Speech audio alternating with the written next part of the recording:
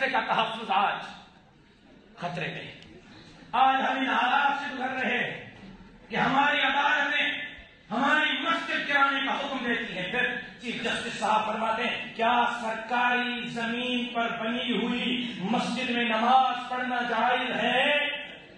Chief justice صاحب کیا سرکاری زمین پر بنی ہوئی سپریم کورٹ میں فیصلے دینا جائز ہے؟